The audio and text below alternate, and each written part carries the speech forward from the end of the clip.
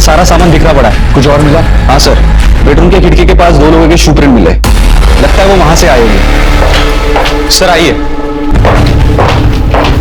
ये देखिए। होली का दिन है तो जूतों को कलर तो लगा ही होगा।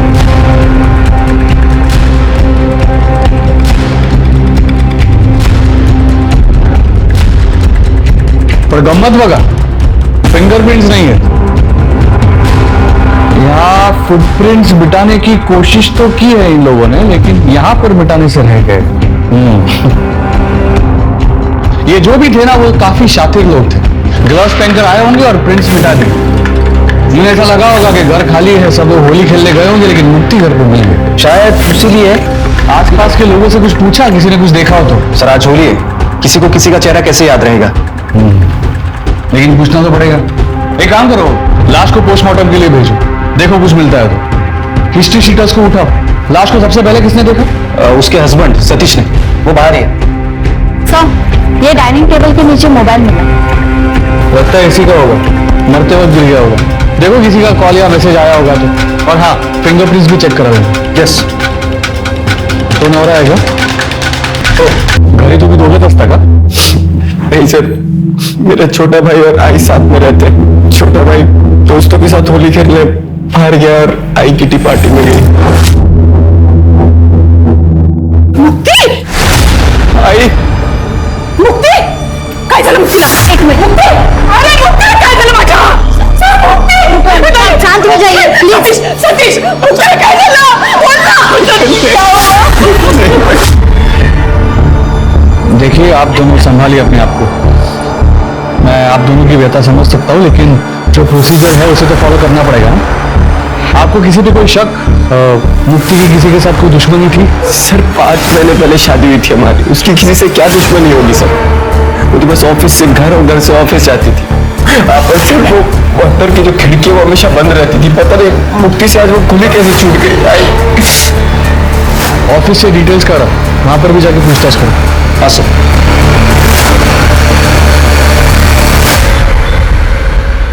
सर हे बघा, मुक्ति के फोन में मैसेज।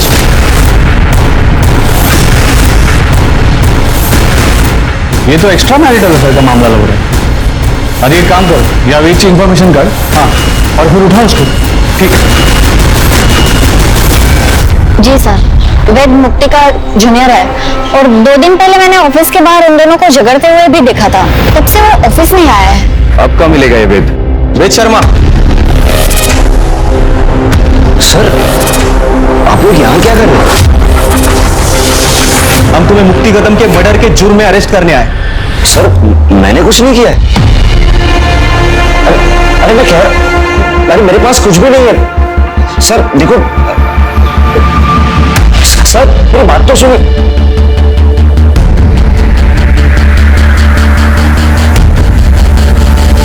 ये तो मुक्ति के घर जैसी चाबी लग रही है। पकड़ा ला। सर मेरी बात, सर प्लीज, सर मेरी बात तो सुनिए सर। पहले एक्स्ट्रा मैरिटल अफेयर करता है और फिर मर्डर करता है। सर सर खून मर्डर से निकालने की सर बोल काय बोलायचंय ते। सर सर देखो, सर सर सुनिए ना। सर सर मैंने कुछ भी नहीं किया सर, प्लीज मेरी बात सुनिए सर। ये सब मुझको नहीं बोलेगा, कोर्ट में बोलने का। सर मेरी लाइफ, मेरा करियर सब बर्बाद हो जाएगा। Sir please help me. Sir देखिए ना, अगर कुछ ले देखिए, अगर मामला सेट हो रहा है तो। हेलो, हाँ साठे बोलते हैं। हाँ हाँ, मुक्ति कदमचा केस मीच हँडल करतो, बोला।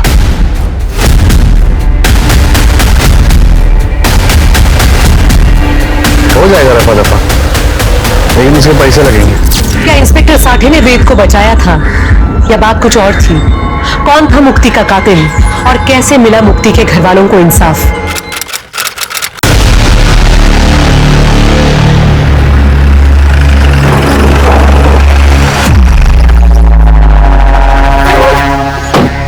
नमस्ते सर। नमस्कार। पाहिला मैं तुमसे केस, हो जाएगा क्या? 25 लाख। साहब 25 लाख तो बहुत ज्यादा होते हैं, थोड़ा सा कम कीजिए ना। ये केस बंद करवाने आया है या सब्जी खरीदने को? मेरे से मोल भाव करेगा तू? नहीं नहीं नहीं साहब, 25 लाख पे डन कर दे, लेकिन केस क्लोज तो होगा ना सर, 1 हफ्ते में। लेकिन पहले पैसे। हाँ पैसे है ना साहब, अभी लाता हूं।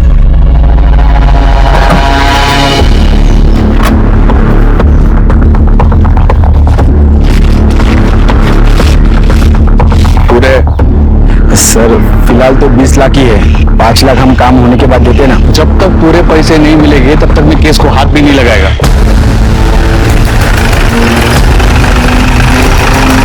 आगे से हाथ लगा भी नहीं पाओगे।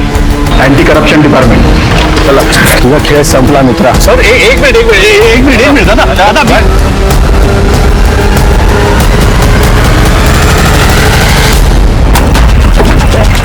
पीछे आइए पीछे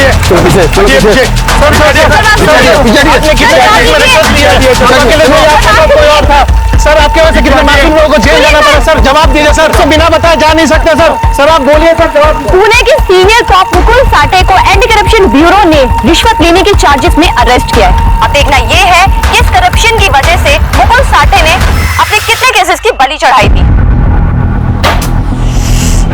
पुलिस डिपार्टमेंट की इज्जत का भी नहीं सोचते ये लोग। मैम मैंने तो यहाँ तक सुना है कि ये साठे का केस अलग अलग पुलिस स्टेशन में दिया जा रहा है रिव्यू के लिए। दिया जा नहीं रहा है, दिया गया है। उसके सॉल्व अनसॉल्व हर केस को हमें दोबारा देखना होगा। बहुत तगड़ा ब्राइब का केस है साठे के अगेंस्ट। कुछ केसेस हमारे भी पुलिस स्टेशन में आने वाले हैं। चलो लगा कमल।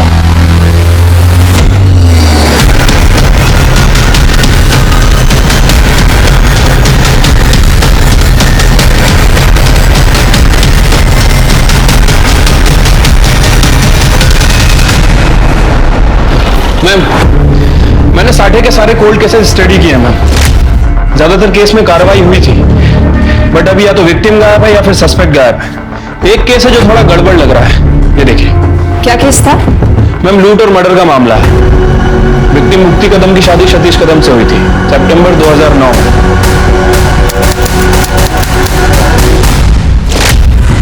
मुक्ति कदम एमबीए थी, जॉब करती थी, और सतीश भी एक प्राइवेट फर्म में काम करता था, स्ट्रक्चरल इंजीनियर।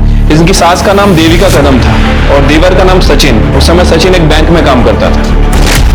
फैमिली में कुछ पंगा, कोई कांड? मैम फिलहाल तो ऐसा कुछ नजर नहीं आ रहा है।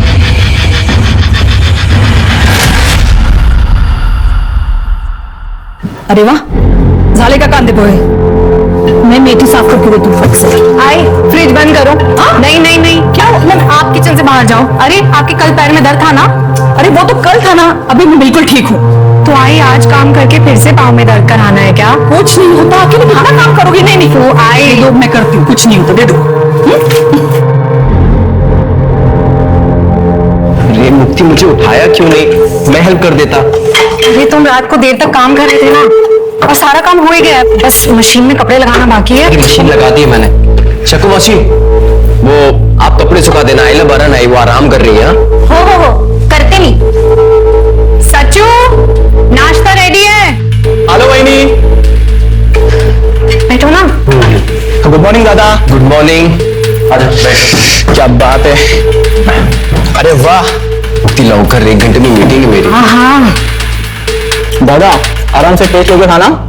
वहीनी कटलेट बहुत अच्छा बना है। नेक्स्ट में भी मैं यही लेके जाऊंगा। हाँ लेकर जाना, लेकिन 2 छोड़ देना सकू मौसी के लिए। हो बाबा, अब मुक्ति ने खाना बनाया तो टेस्टी ही होगा। उसके हाथ में बहुत स्वाद है। मैं भी लेकर जाऊंगी। चलो आई काही काम असेल तर तू करू नको सकू मावशीला सांग। हो चल, काळजी घे। बाय। चल बाय दादा। बाय आई। Bye bye. मैम फाइल में अड़ोसी पड़ोसी और मेट्स के स्टेटमेंट्स हैं। मैम सबका यही कहना है कि मुक्ति काफी अच्छी लड़की थी, सबका ख्याल रखती थी। 6 मार्च के दिन होली का दिन था और उस दिन मुक्ति घर में अकेली थी और सास, पति और देवर ये होली खेलने घर से बाहर गए हुए थे। मुक्ति नहीं गई? अरे वहीनी, क्या आप अभी तक तैयार नहीं हुई? अरे अभी होली खेलने जाना है ना। नहीं नहीं सच्चू, बचपन में होली खेलते टाइम मेरा बहुत बुरा एक्सीडेंट हुआ था। कैसे मेरी आंख बची मुझे ही पता है। मुझे होली खेलने से बहुत डर लगता है। तुम लोग जाओ ना। वहीनी प्लीज चलिए ना, बहुत मजा आएगा। और देवर और भाभी तो होली खेलते हैं ना, और हमारी पहली होली है। दादा आप प्लीज समझाइए ना, प्लीज प्लीज प्लीज। क्यों परेशान कर रहा है? मन नहीं है तो दादा आप भी वहीनी का साथ दे रहे हो आप। अरे अच्छा, इसको थोड़ा सा करने लगा दो। थोड़ा सा। थोड़ा हाँ ये लीजिए। खुश। हैप्पी मैं भी थोड़ा सा लगाऊं? हाँ अच्छा भाभी नमस्कार कर दो। सुखी रहा। दादा मैं बाइक निकालता हूँ, आ जाना।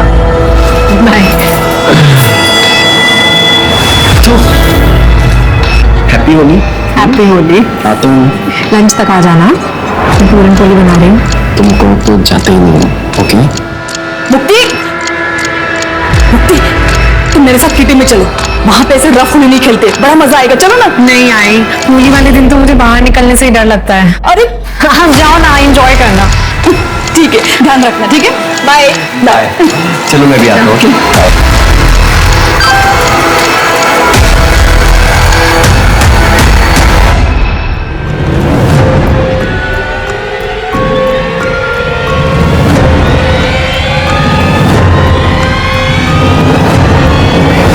तो मुक्ति घर में अकेली थी, घर में चोरी हुई और मुक्ति का मर्डर हो गया। हस्बैंड ने बॉडी को देखा और इन्वेस्टिगेशन में बॉयफ्रेंड पकड़ा गया। यस मैम, जो 2 महीने में ही बाहर आ गया क्योंकि उसके खिलाफ कोई एविडेंस ही नहीं था। मैम मुझे लगता है कि इसके बॉयफ्रेंड ने साटे को पैसे खिलाए होंगे। अच्छा खासा स्ट्रॉन्ग केस था, एक्स्ट्रा मैरिजल अफेयर, उसके घर से लड़की की फोटो मिलना, डुप्लीकेट चाबी, फिर कैसे? पता करो ये बॉयफ्रेंड का है और लड़की की फैमिली को ट्रेस करो। मुझे सारे डिटेल्स चाहिए, पोस्टमार्टम रिपोर्ट, सीडीआर, सब कुछ। और अगर ये लूट का मामला था तो पता करो कोई पकड़ा गया, क्या क्या सामान चोरी हुआ, कहीं ये सामान बेचा गया हो, सब चेक करो। Yes ma'am.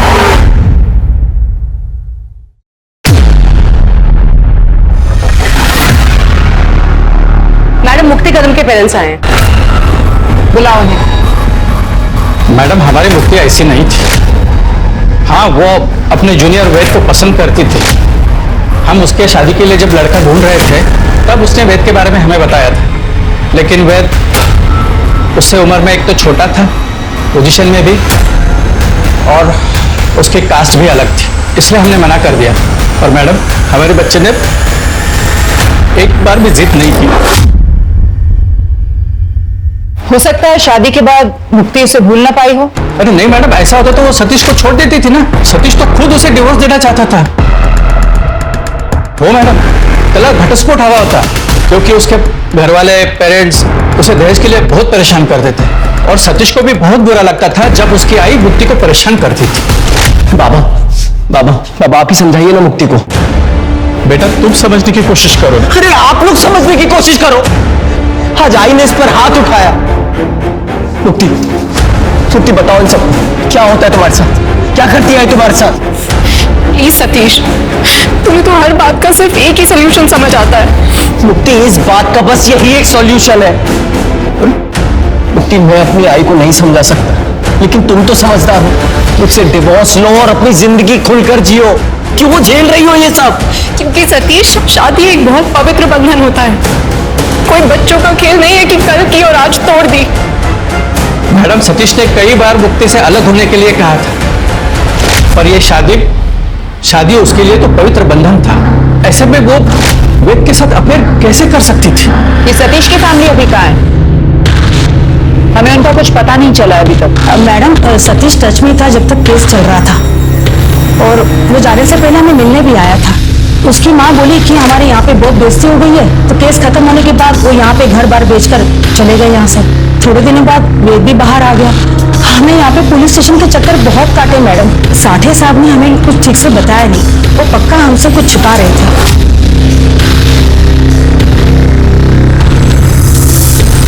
इस साठे ने कैसे घुमाया बेचारे माँ बाप को। छिड़के वो साठे का पीएसआई कौन था उस वक्त? मोहिते। मोहिते, उसके बारे में पता लगाना होगा, तो बहुत कुछ बता सकता है हमको। कर दे इकड़े आ, वो मुक्ति कदम का केस फाइल है ना, वो लेकर आ। ओके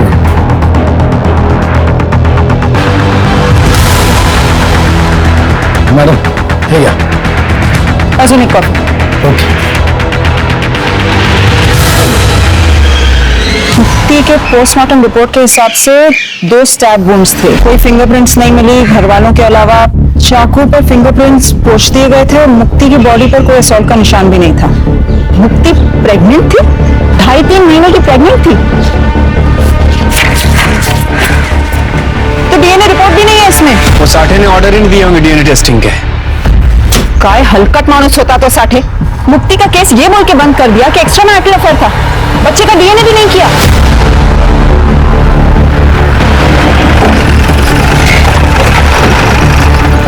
मैडम वेट,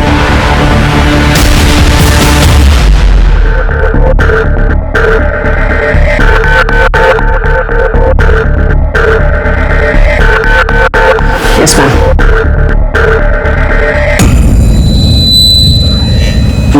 मैम वो मुक्ति के केस की इन्वेस्टिगेशन हम लोग फिर से शुरू कर रहे हैं। जिसमें तुम प्राइम सस्पेक्ट थे।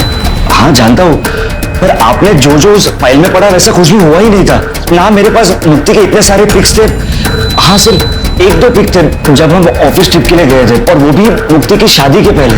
और ना ही मेरे पास मुक्ति के घर की कोई डुप्लीकेट चाबी थी। लेकिन हाँ मैम, वो पीआई साठे के बारे में मैंने पता किया था। उसे केस क्लोज करने का ऑब्सेशन था, क्योंकि मुक्ति को उन दो लुटेरों ने ही मारा था जिसे वो नहीं पकड़ पाया था, और बलि का पकड़ा मुझे बना दिया था। वो सब तो ठीक है, लेकिन मर्डर वाले दिन तुमने मुक्ति को 2-3 बार मैसेज किया था, और आखिरी मैसेज कुछ 10:17 को किया था। मुक्ति का मर्डर 12 से 2 के बीच में हुआ था। तुम्हारे पास काफी टाइम था ये सब करने का। तुम टिपिकल वो आशिक टाइप के थे ना। मैं मुक्ति से प्यार करता था, और आज भी करता हूँ। क्योंकि जब मुझे पता चला कि उसकी शादी तय हो गई है और वो खुश भी थी, तो मैंने बैकआउट किया था। वो मेरी सीनियर थी, वो चाहती तो मुझे जॉब से निकाल सकती थी, पुलिस के पास जा सकती थी, पर उसने ऐसा कुछ भी नहीं किया। वो एक रैशनल लड़की थी, और मैंने उसे परेशान नहीं किया। लेकिन जब शादी के 15-20 दिन के बाद मैंने उसे दुखी देखा तो मैं थोड़ा शॉक्ड हो गया था। मैंने उसे अकेले में बैठ के रोते हुए देखा था। पूछने की भी कोशिश की, पर उसने कुछ नहीं बताया। और एक बार जब न्यू ईयर के बाद वो ऑफिस आई तो उसे चोट लगी थी, तो मैंने उसे कन्फ्रंट किया था।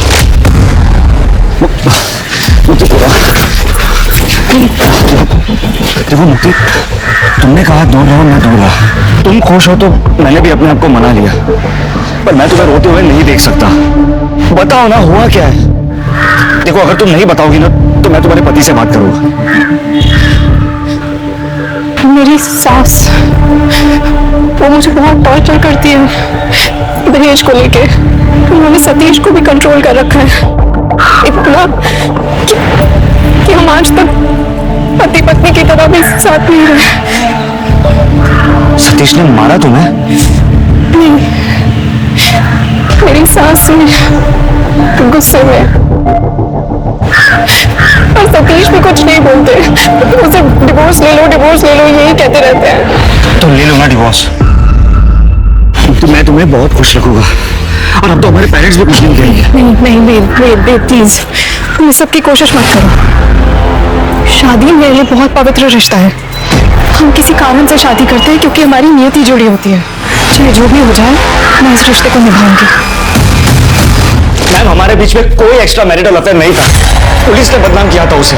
She was an angel. उसके पति ने उसको छुआ तक नहीं, फिर भी वो मेरे पास एक बार भी नहीं आई थी। मुक्ति ने तो कहा कि उसके और उसके हस्बैंड के बीच में रिलेशनशिप नहीं था, लेकिन वो प्रेग्नेंट थी। कहीं तुम दोनों के बीच में तो कुछ नहीं हुआ? और उसने अपने पति को छोड़ने से मना कर दिया, तुम्हें गुस्सा आ गया, तुमने उसे मार दिया? नहीं मैम, मैंने मुक्ति को नहीं मारा।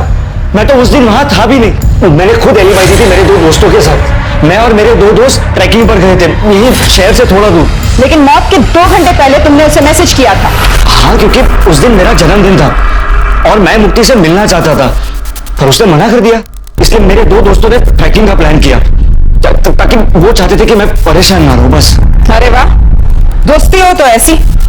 लगता है काफी गहरी दोस्ती थी तुम तीनों की। हाँ, हम तीनों रूममेट्स थे। तो फिर तो झूठी आलिबाई भी दे सकते थे ना वो? नहीं मैम, क्योंकि लोकेशन के हिसाब से उस वक्त तुम्हारा फोन तुम्हारे घर पर था। हाँ, क्योंकि मेरे 2 दोस्तों ने मुझे कहा था कि फोन घर पर रख दे ताकि मैं मुक्ति को फोन ना करूं। मैम, मैंने मुक्ति को नहीं मारा। मैं कोर्ट में भी प्रूव कर चुका हूं। अब केस रीओपन हुआ है तो फिर से प्रूव करना पड़ेगा। अपने दोस्तों को ढूंढो, इस बार हम पूछताछ करेंगे अपने तरीके से। मैम, बट मेरे दोनों दोस्तों यूएस शिफ्ट हो गए और अभी तो हम टच पे भी नहीं है, ना कोई कांटेक्ट नंबर है। वाह, कितना कन्वीनियंट है ना सब कुछ। जेल से बाहर रहना है ना, तो अपने दोस्तों को ढूंढो। इस बार रिश्वत देकर बचोगे नहीं तुम। चलो निकलो, लेकिन शहर छोड़कर मत जाना।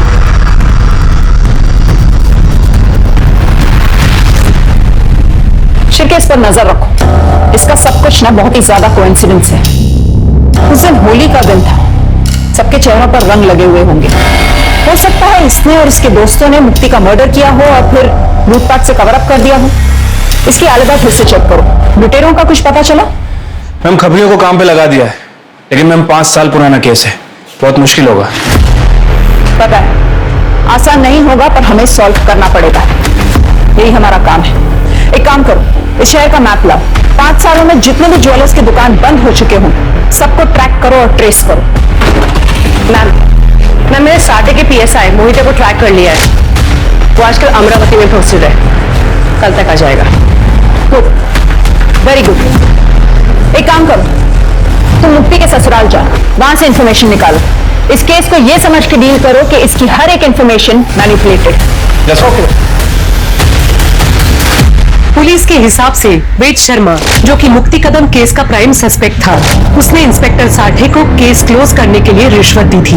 लेकिन वेद से मिलने के बाद पुलिस को कई ऐसी बातें पता चली जो इंस्पेक्टर साठे की रिपोर्ट से मैच नहीं करती थी। लेकिन जो सबसे बड़ी चौंकाने वाली बात थी, वो थी मुक्ति की प्रेगनेंसी। एक्स्ट्रा मैरिटल केस होने के बावजूद इंस्पेक्टर साठे ने बच्चे का डीएनए टेस्ट नहीं कराया था, और वेद के हिसाब से ये बच्चा ना वेद का था और ना ही सतीश का।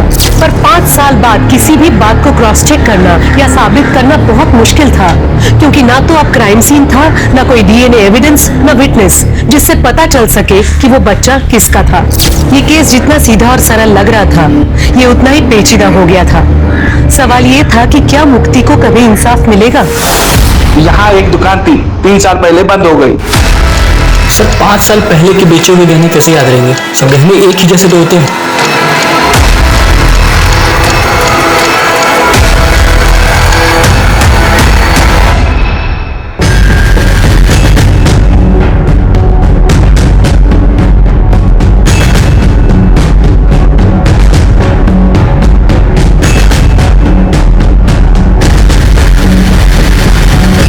गहने याद रहे या ना रहे, मेडल्स और ट्रॉफीज कोई जल्दी नहीं बेचता, वो याद रह जाते हैं। सतीश को ये सब कॉलेज में मिले थे ना? हाँ मैम, और कुछ लोकल स्पोर्ट्स इवेंट में भी। इन सब का कहीं ना कहीं तो रिकॉर्ड भी होगा ना? मेडल्स और ट्रॉफीज पर तो नाम भी लिखा हुआ है, देखो वो कहीं बेचा गया हो या नहीं। मैम मैंने सतीश के नेबर से पता किया, वो लोग इगतपुरी शिफ्ट हो गए हैं। देखो बैंक अकाउंट ट्रांसफर हुआ होगा, एड्रेस निकालो वहां से। एक काम करो तृप्ति, तुम वहां चली जाओ, भांडे को साथ लेकर जाओ, जाकर ढूंढो कुछ डिटेल्स मिलती हैं कि नहीं, लेकिन संभल के। सतीश और उसकी फैमिली को ये नहीं पता चलना चाहिए कि तुम कौन हो या पुलिस ये केस रीओपन कर रही है। Okay ma'am.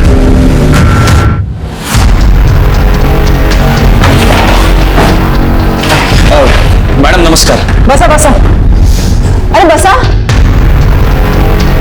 मैडम कहीं गड़बड़ है क्या? गड़बड़ तो है, लेकिन हम सॉल्व करते हैं ना, टेंशन नहीं, बस फॉर्मेलिटी है। वो साठे साहब के सारे केस रिव्यू कर रहे हैं ना, तो जल्दी जल्दी निपटाते हैं, अपने बीच में ही रहेगा सब कुछ। एक्स्ट्रा मेहनत किसको करना है? अगदी खरं बोललात मैडम, मैं हेल्प करने के लिए तैयार हूँ। बस एक एक करके सारे फाइल्स देखते हैं फिर।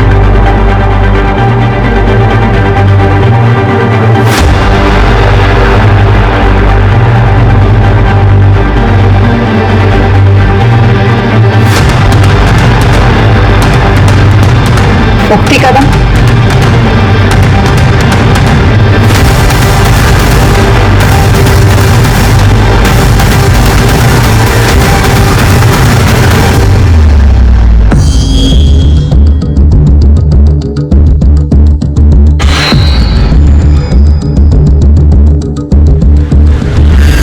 नमस्ते। नमस्ते। आप लोग नए हो क्या यहाँ पे? हो आंटी, हम बस यही पीछे के एरिया में घर ढूंढ रहे थे। वो जो बंगला खाली पड़ा है? जी हाँ जी हाँ। अरे वाह, खूब मस्त, अच्छा हो गया आप लोग आ गए। नहीं, काफी टाइम से बंद पड़ा था ना, मैं भी बोर हो गई थी। यहाँ पे बात करने के लिए कोई है ही नहीं। आंटी ये मेरी मम्मा है। अच्छा जी, नमस्ते जी। जी नमस्ते। अभी यहाँ तक आप आ गए हो तो फिर चलिए ना, मैं आपके लिए चाय बनाती हूँ। हाँ जी आइए। चले मम्मा। आइए ना, आइए। और तृप्ति, क्या काम करते तू? आईटी कंसल्टेंट हूँ आंटी। पहले मुंबई में जॉब करती थी, आजकल घर से ही काम करती हूँ। तो सोचे किसी अच्छी जगह पे घर ले लूं, जहाँ पे हवा पानी अच्छा हो।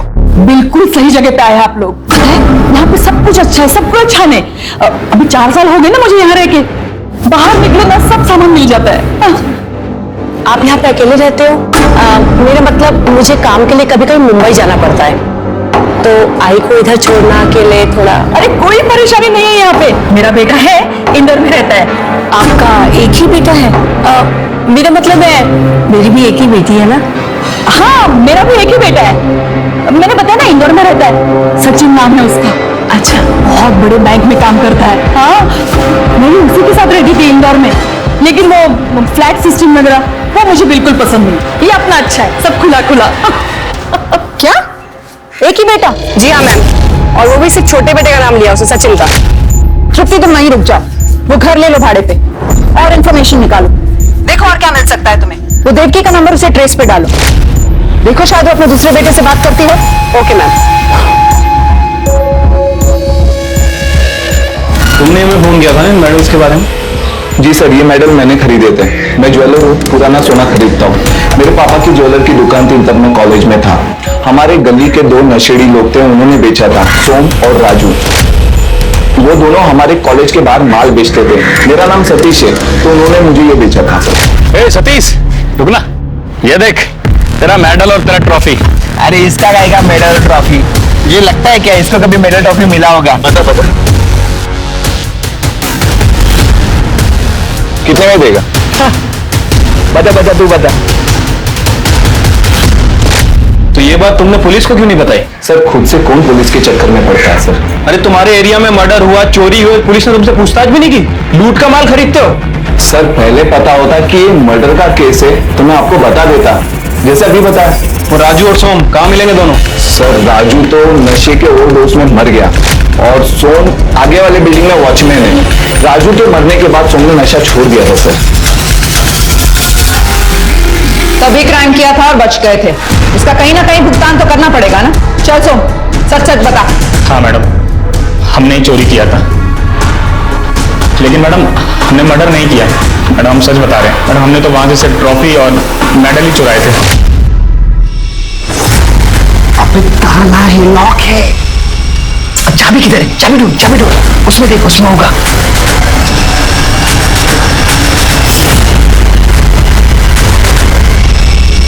अरे ट्रॉफी है ना, इससे हो जाएगा अपना काम। हाँ यार, सुट्टे का पैसा निकल जाएगा। चल जल्दी उठा।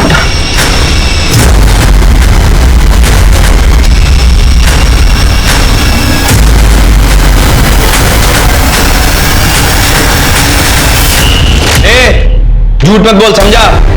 5 साल पहले सतीश ने गवाही दी थी, उसके घर की विंडो हमेशा बंद रहती थी, समझा? हाँ साहब, तो रहती होगी ना साहब, लेकिन साहब हम लोगों ने देखा था वहां की काम वाली बाई को कांच साफ करते हुए किसी ने फुगा मारा होगा मैडम, तो वहीं से हम अंदर घुस गए थे। तो वो प्लान नहीं था? नहीं मैडम, हमें तो 1000-2000 रुपए मिल जाता था, यही बहुत होता था। लेकिन मैडम हमने मर्डर नहीं किया, लेकिन चोरी की है। इतनी आसानी से नहीं छोड़ेंगे तुझे। मोहिते बता। और मैडम पण मी, अरे बसा अहो मॅडम मी खरंच का नाही केलं? इतना बड़ा झोल किया और बोल रहे कुछ नहीं किया?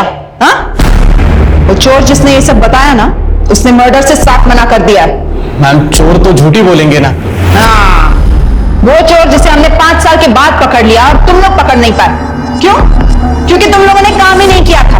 वो ज्वेलर ने भी बोला कि कोई चोरी की पूछताछ नहीं की गई थी। मैडम उस केस के आए तो 7.5 थे, वो जैसे बोलते थे वैसे हमें करना पड़ता, बल्कि हम भी शौक थे जब वेद को अरेस्ट किया। क्या? वेद के अरेस्ट से क्या दिक्कत थी? मतलब वेद के घर में चाबी कहां से और कैसे मिली कुछ पता नहीं, पर कोर्ट में एविडेंस के लिए वो चाबी वहां पे प्रेजेंट की गई, और जब वेद की अलाबाई निकली तब उस केस को कोर्ट केस में डाल दिया 2 महीने में। शिरके, वेद की अलाबाई क्रॉस चेक की? हाँ मैम, मेरी वेद से बात भी हुई है, उसने अपने यूएस वाले फ्रेंड का पता कर लिया है, उसके पास ट्रैकिंग के कुछ फोटोज भी हैं, वो भेजने वाला है। नहीं मोहिते, चल सच सच बता, तेरे हिसाब से ये किसने किया है? मैम उस वक्त वहां पे सिर्फ सतीश ही था, ना ही उसका भाई ना उसकी माँ थी।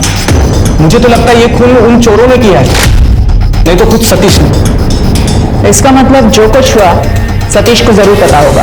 मैम हो सकता है कि सतीश को ये बात पता चल गई हो कि मुक्ति वेद के बच्चे की मां बनने वाली हो, इसीलिए सतीश ने मुक्ति को अपने रास्ते से हटा दिया। नहीं शिवके, सतीश तो खुद मुक्ति को डिवोर्स देना चाहता था। उसके लिए इससे बेहतर क्या होता, सतीश मुक्ति को जिंदा रखता और उसे डिवोर्स दे देता। नहीं हो सकता है मैम, लेकिन एक पॉसिबिलिटी ये भी हो सकती है कि सतीश को मुक्ति से प्यार हो गया हो। मतलब वो उसे डिवोर्स देगा कहना अलग है, लेकिन वाकई में डिवोर्स देना ये थोड़ा अलग हो जाता है। ये सब वो डीएनए रिपोर्ट नहीं होने की वजह से। डीएनए टेस्ट क्यों नहीं करवाया? उसी वक्त पता चल जाता बच्चे का बाप कौन है। हाँ मैडम, साठे साहेब कभी कोणाचा ऐकायचं का? उन्होंने नहीं बोला इसलिए नहीं किया, और वैसे भी आयो वही थे। चुप! आयो वही थे और तुम सब दूध के धुले हुए हो। जब कद्दू कटता है ना तो सब में बटता है, यहाँ सबको पता है। नहीं मैडम, साठे साहब कुछ बातें अपने अपने तक ही रखते थे। हाँ, और तुम लोग कुछ नहीं बोलते थे क्योंकि वो तुम्हारा हिसाब साफ रखते थे, इसलिए तुम लोग कुछ नहीं बोलते थे। देखा सरकत चाली होती का तुमची? शिरके, सतीश का पता लगाओ। इन सारे सवालों का जवाब वो जरूर जानता होगा।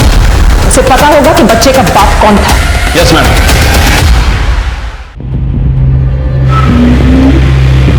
ये तो हाँ, ये। अरे मामा, आप इधर हो। नमस्ते आंटी, आप कैसे हो? नमस्ते। नहीं मस्त, बस क्या चल रहा है? पत्ते क्या अरे ये देखो, अरे एक मिनट, ये मेरा राजा और गेम ओवर। अरे वाह आंटी, आप तो क्या मस्त खेलते हो। ये तो कुछ भी नहीं, मैं पुणे में थी ना, हमारे किटी में से सबसे बेस्ट प्लेयर मैं ही थी। मेरे बड़े बेटे ने मुझे पत्ते खेलना सिखाया था। बड़ा बेटा? हाँ बड़ा बेटा, मतलब वो सचिन मुझे लेट हुआ था ना, तो उस वक्त पड़ोस में एक बच्चा था, तो वो मुझे आया ही बुलाता था। मैंने उसी को अपना बड़ा बेटा मान लिया। तो कहाँ रहता है आपका ये बड़ा बेटा? वो सेल्स में, तो बस घूमता फिरता रहता है। अरे वो मैं भी बातों में लग गई। मैं चाय बना के लाती हूँ। हाँ, मैं आती हूँ, मैं अभी आती हूँ।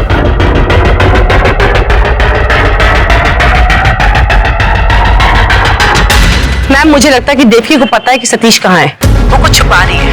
वो शायद अभी भी उसके टच में है। तो फिर उसके कॉल रिकॉर्ड्स में जरूर कुछ ना कुछ मिलेगा। तृप्ति, तुम देवकी पर नजर रखो, कोई ना कोई इन्फॉर्मेशन जरूर मिलेगी। Okay ma'am. मैम, देवकी के कॉल रिकॉर्ड में एक नंबर मिला है, अजय नालेकर का है। देवकी हर संडे 11 बजे से बात करती है, बेंगलुरु का नंबर है। अजय नालेकर, नाम कुछ सुना सुना सा लग रहा है, देखा हुआ सा लग रहा है। एक मिनट,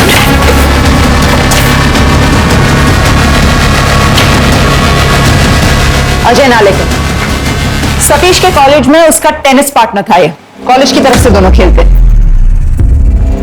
लेकिन सतीश की मां उसको हर हफ्ते क्यों कॉल करती? पता लगा, कॉलेज के रिकॉर्ड्स में इसका एड्रेस मिलेगा। ठीक है ma'am. Hello, SM engineering college, मैं स्वारगेट पुलिस स्टेशन से पीएसआई शिरके बात कर रहा हूँ। मुझे अजय नालेकर की सारी डिटेल्स चाहिए।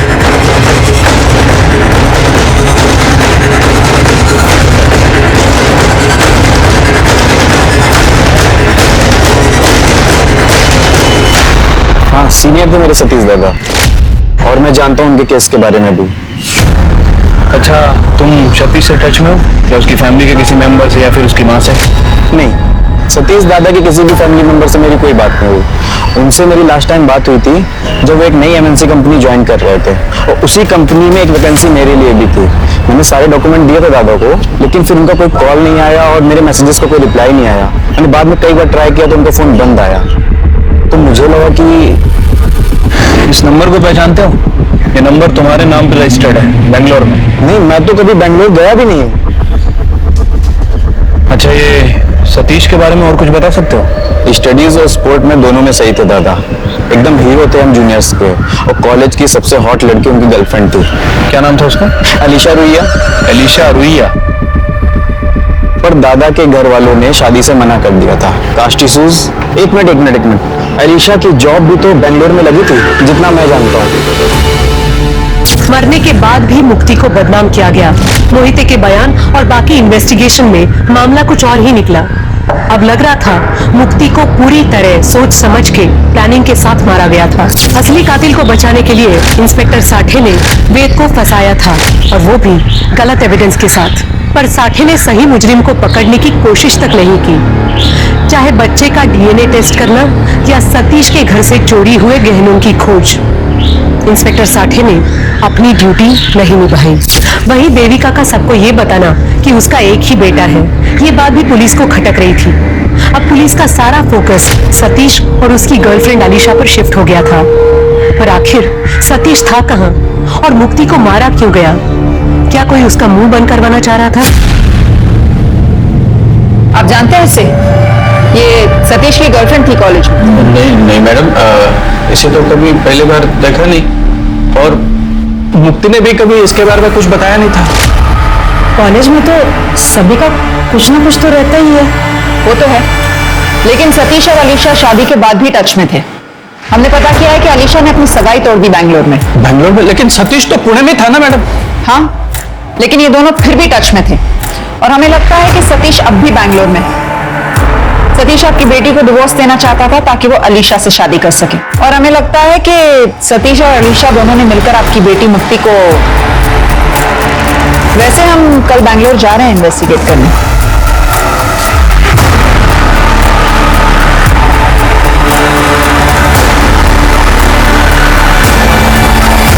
अजय के मोबाइल से तो ये एड्रेस मिला है। ये पक्का सतीश और अलीशा का ही घर होगा।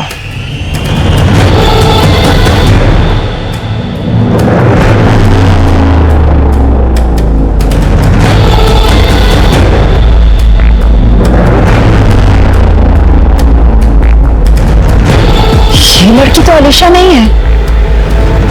फॉलो करो इन्हें।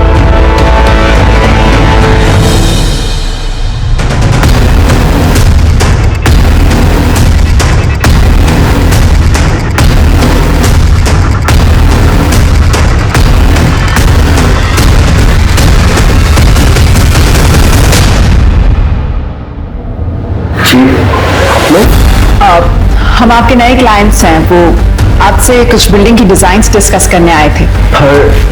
आप लोगों का अपॉइंटमेंट था क्या?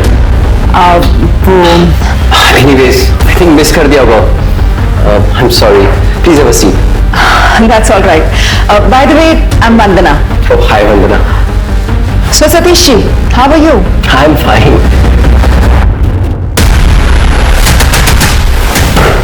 चला, पुणे जाने का टाइम आ गया है। आप लोग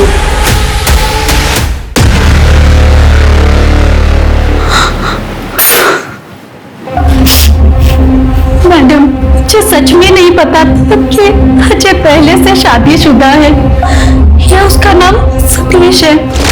आप उसे कहाँ मिली थी? हम एक कॉन्फ्रेंस में मिले थे। अजय वहाँ आर्किटेक्चर फर्म में जॉब करता था। हमने नंबर एक्सचेंज किया और हम मिलने लगे, डेट भी किया कुछ दिन। उसने कभी अपने पास्ट के बारे में बताया या अपनी फैमिली के बारे में? उसने कहा था वो अनाथ है, उसे उसके अंकल आंटी ने पाला था, लेकिन उसके उनसे नहीं बनती थी। उसने वो घर छोड़ दिया था। सर मैंने कुछ नहीं किया सर। मैडम मैंने मुक्ति को नहीं मारा। मैं खराब बोल तो है। चुप! भागे क्यों? अपने जूनियर की आइडेंटिटी चुराकर दूसरे शहर में रहना टिपिकल क्रिमिनल बिहेवियर होता है। मैडम मैं डर गया था जब वेद को जेल से छोड़ा। मुझे लगा पुलिस मेरे पीछे पड़ जाएगी। इस पाउस को कुछ भी होता है तो सबसे पहले पति पत्नी पर ही ब्लेम आता है। जास्त शांत पति ना को। साठे को पैसे दिए थे केस को रफा दफा करने के लिए। वेद की एलिबाई भी मिल गई है, वो इस शहर में नहीं था। बचे तुम और तुम्हारी गर्लफ्रेंड अलीशा, तुम दोनों ने मुक्ति को मारा, लेकिन शादी माया से की। क्यों? मैडम अलीशा को तो मैंने मुक्ति के मर्डर के बाद प्रपोज किया था शादी के लिए। मैडम पर वो डर गई थी और उसे लग रहा था कि मैंने ही मुक्ति को मारा है। Alisha you know I love you. अब हम दोनों एक हो सकते हैं। मुक्ति अब हमारे बीच नहीं रही। व्हाट? कहीं तुम्ही तो मुक्ति का मर्डर नहीं कर दिया? नो अलीशा, ट्रस्ट मी, मैंने कुछ नहीं किया। उसके बॉयफ्रेंड वेद ने उसको मारा है। Please trust me. अगर मुक्ति को एक्स्ट्रा मैरिटल अफेयर रखना होता तो वो तुम्हारे डाइवोर्स का ऑफर एक्सेप्ट कर लेती। मुझे ऐसा लगता है कि मुक्ति को तुमने ही मारा है। नो अलीशा, लीव, निकलो यहाँ से। इसलिए मैंने माया से शादी कर ली झूठ बोल के। पहली बीवी को धोखा, दूसरी बीवी को भी धोखा। इसको इतना मारो ना कि ये सारा कन्फेस कर दे। नहीं मैडम, सर।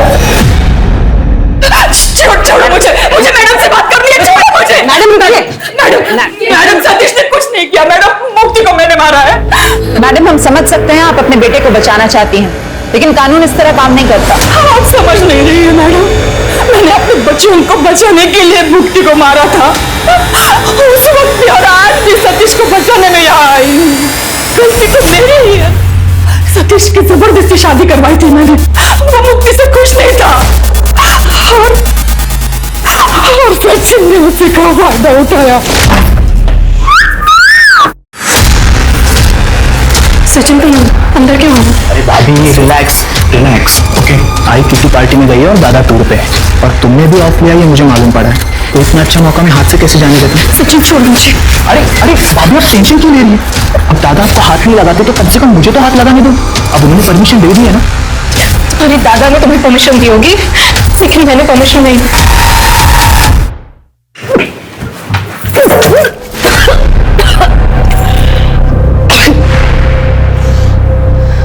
मुक्ति, तू प्रेग्नेंट है? हाय, और ये बच्चा सचिन का है। आई जब आप लोग घर पे नहीं होते थे तो सचिन पीछे से मेरे कमरे में आता था, मेरे साथ जबरदस्ती करता था। मैंने बहुत रोकने की कोशिश की और आई मुझे समझ ही नहीं आया मैं आपको कैसे बताऊं। वो सतीश के छोटे भाई है। पता है मुझे, पता है आपको, पता है और आपने कुछ नहीं किया। मेरी बात देखो, तुम टेंशन मत लेना बिल्कुल ना, मैं ठीक करती हूँ। मेरे पहचान के डॉक्टर है ना, कल सुबह हम लोग चलते हैं हॉस्पिटल में और तेरा अबॉर्शन कर देंगे। कोई टेंशन वाली बात नहीं। आप मेरा अबॉर्शन कराएंगी?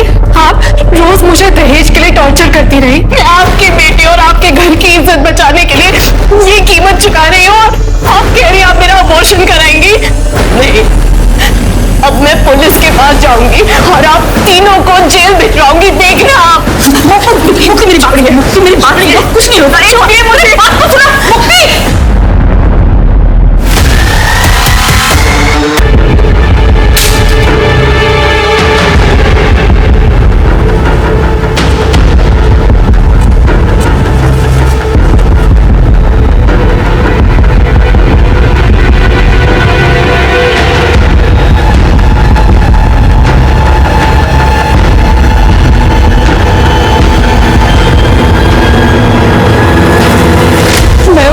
मारती तो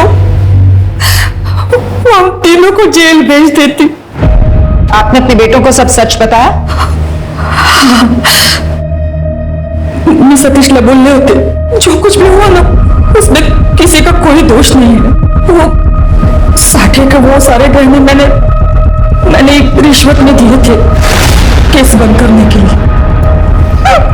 शिरके, उस सचिन को भी अरेस्ट करो इंदौर से, उस पर रेप के चार्जेस लगाओ, और सतीश पर सॉलिसिटेशन और बीवी को सेक्सुअली एक्सप्लॉइट करने के चार्जेस, और इन पर मर्डर के। अब तीनों जेल में घर घर खेलना।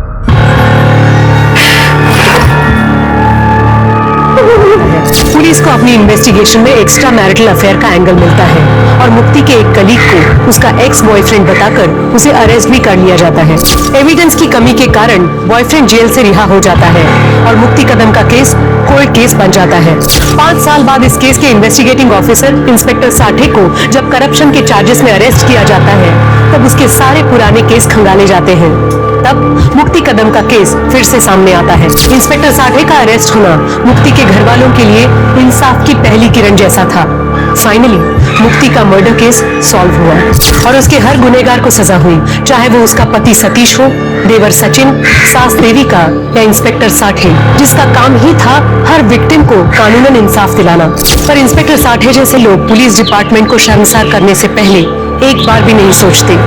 और वहीं दूसरी ओर ऐसी पुलिस टीम भी है जो इंसाफ दिलाने के लिए किसी भी हद तक जा सकती है। क्रिमिनल कितना ही शातिर क्यों न हो, क्राइम कितना ही परफेक्ट क्यों न हो, एक ना एक दिन उसे पकड़ में आना ही है। तो उम्मीद मत छोड़िए, देर से ही सही इंसाफ जरूर मिलता है। कोर्ट ऑफ लॉ पर भरोसा रखिए, केस चाहे कोल्ड हो जाए पर आज नहीं तो कल हर मुजरिम को अपने किए की सजा जरूर मिलेगी। अब मैं सोनाली कुलकर्णी आपसे विदा लेती हूँ। कल फिर मिलेंगे क्राइम पेट्रोल सतर्क जस्टिस रीलोडेड में। तब तक सतर्क रहें, सुरक्षित रहें और अपने घर वालों का ख्याल रखें। जय हिंद। एक दो मुआला राक्षस था। पाताल लोक में तबाही मचाने के बाद वो भूलोक में आया। भूलोक में उसने एक लाल परी को देखा। लाल परी अपने माँ बाप की इकलौती लाडली थी। वो राक्षस लाल परी की सुंदरता पर मोहित हो गया और उसे जबरदस्ती अपने साथ ले गया और कैद कर लिया। लाल परी सबसे मदद की गुहार करती थी, लेकिन लाल परी की मदद कौन करता? नमस्कार, मैं सोनाली कुलकर्णी क्राइम पेट्रोल सतर्क के इस नए अध्याय में आपका स्वागत करती हूँ। असल जिंदगी में टाइम लैप्स नहीं होते। दर्द का हर एक पल तिल तिल कर जीना पड़ता है और ये कहानी तिल तिल मरती उन जिंदगियों की है जिनके साथ हुए अन्याय का सफर ही इतना लंबा था कि सोचना मुश्किल था उनके न्याय का सफर कब शुरू होगा। 7 साल से यही सुन रही हूँ, मिलेगा तो बता देंगे, मिलेगा तो बता देंगे। कब मिलेगा मेरा पोता मेरे मरने के बाद? ये केस तब अस्तित्व में भी नहीं था जब 10 वर्षीय डिम्पी और चिंटू अपनी शरारतों का एक पंचतंत्र सा लिख रहे थे। शर्त लगा सकता हूँ, ऐसा तू नहीं कर सकती। करके दिखा दिया तो। दुनियादारी की उलझनों से आजाद उन बच्चों की आंखों में उमड़ते उत्साह के बादल कब चक्रवर्ती तूफानों में बदल गए पता भी नहीं चला। किसी को भनक ही नहीं हुई और ऐसी बिजलियां कौंधी जिसने विचलित कर देने वाली दास्तां लिख डाली। और ये केस इंडियन क्राइम हिस्ट्री का rarest of the rare case में से एक कहलाया गया।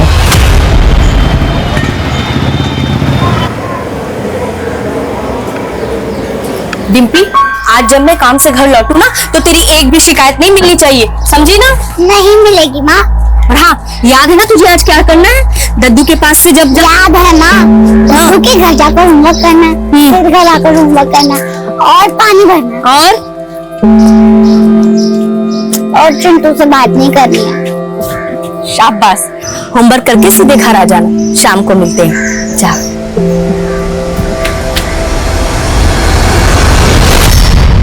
बच्चों, तब दिल्ली पर तुगलक का राज्य था और तुगलक बहुत ही सिरफिरा बादशाह था।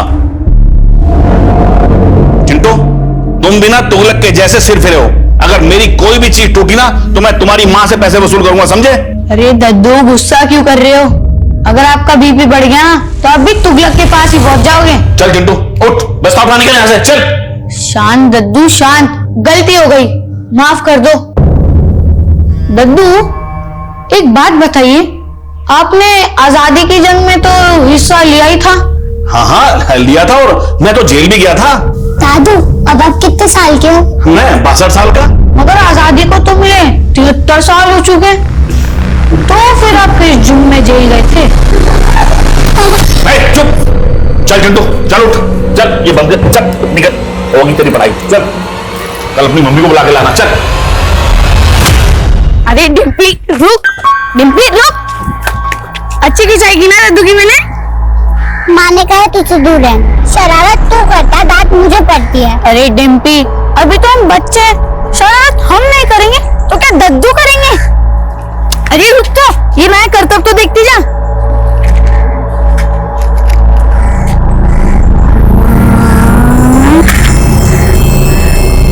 शर्त लगा सकता हूँ, ऐसा तू नहीं कर सकती। करके दिखा दिया तो लिख कर। ये देख, मजा आया ना? हाँ। चल कुछ और जलाते हैं। चल चल चल, इसको जलाते, मगर संभल के। हाँ, जलाना। आग लग गई। अरे चिंटू टिम्पी, क्या कर दिया तुम लोगों ने? अरे पानी लगाओ, मेरे घर को आग लगाने आते हैं लोग। अरे पानी लगाओ, मैं छोड़ूंगा तुम दोनों को। मैं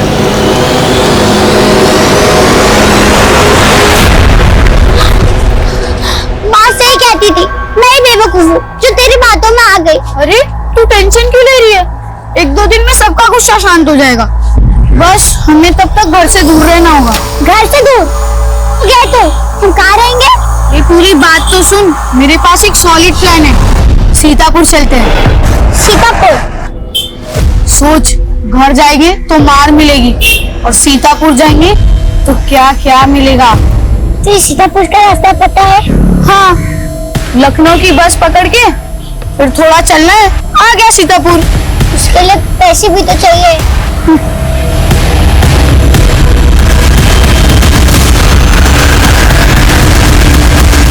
सुजाता, क्या है मकरंद जी? तेरी बेटी डिम्पी और नालायक चिंटू की वजह से आज मेरा घर जल जाने वाला था। डिम्पी की तरफ से मैं आपसे माफी मांगती हूँ। सुजाता, गलती तुम्हारी भी है, तुम्हारी बेटी की भी है। मानता हूँ बिन बाप की बच्ची है, लेकिन उसे संस्कार देना तुम्हारी भी जिम्मेदारी है। मैं बहुत शर्मिंदा हूँ मकरंद जी, माफ कर दीजिए हमें। माफी मांगने से काम नहीं चलेगा, तुम्हें नुकसान की भरपाई करनी होगी। आज इस डिम्पी को ना मैं छोड़ूंगी नहीं। डिम्पी!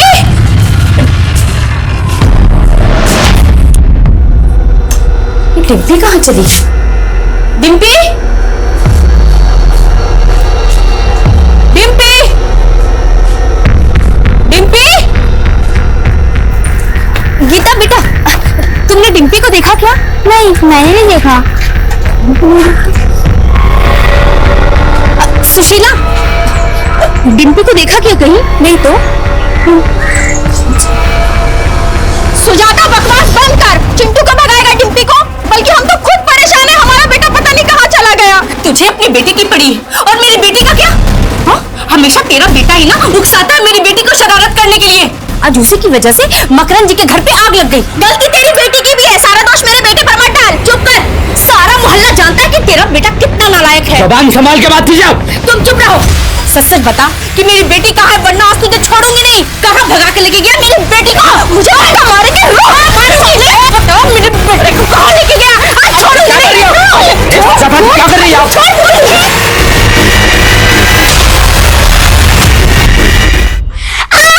बचाओ! बचाओ! बचाओ मुझे कोई! बचाओ! बचाओ, कोई है? साहब, सारा कसूर उसके बेटे का ही है। पता नहीं मेरी बेटी किस हाल में होगी। साहब, ये झूठ बोल रही है। शांत हो जाइए, शांत हो जाइए, शांत हो जाइए। देखिए, इस वक्त आप दोनों एक ही मुश्किल से गुजर रहे हैं। आप दोनों के बच्चे लापता हैं। एक दूसरे पर इल्जाम लगाने से अच्छा होगा एक दूसरे का सहारा बनिए। राजेश, मनीषा, मोहल्ले में ढूंढो इनके बच्चों को, यहीं कहीं होने चाहिए। Okay sir. ये देखो, इन दोनों बच्चों का नाम चिंटू और डिम्पी है। मैंने देखा ही नहीं आसपास।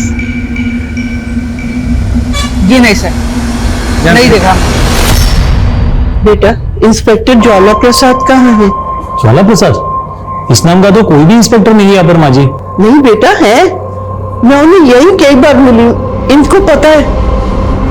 अरे माँ जी, आप माँ जी, इंस्पेक्टर ज्वाला प्रसाद तो कुछ महीने पहले रिटायर हो गए। क्या?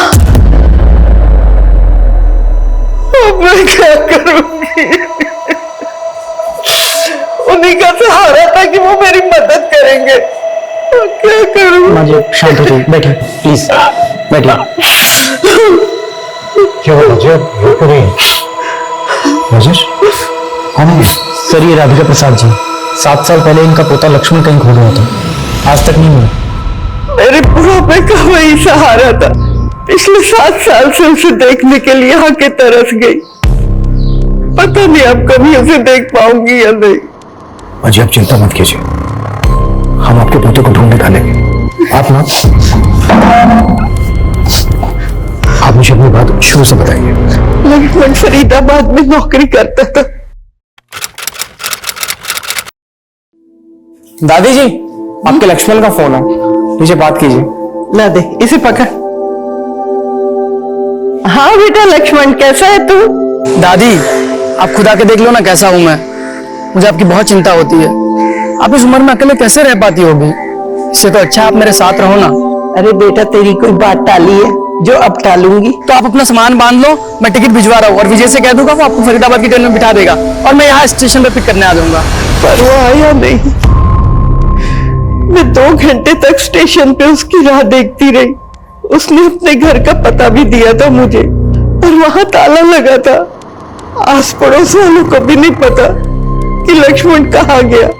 इस सबको 7 साल गुजर चुके हैं। हाँ बेटा, अगर मेरा पोता लक्ष्मण जिंदा है तो एक बार उसकी शक्ल दिखा दो, और अगर मर गया तो उसकी मैं मानता हूं 7 साल एक लंबा अरसा होता है, ये काम इतना आसान नहीं है, लेकिन हमें करना है। लक्ष्मण प्रसाद मिसिंग केस की फाइल निकालो। Okay sir.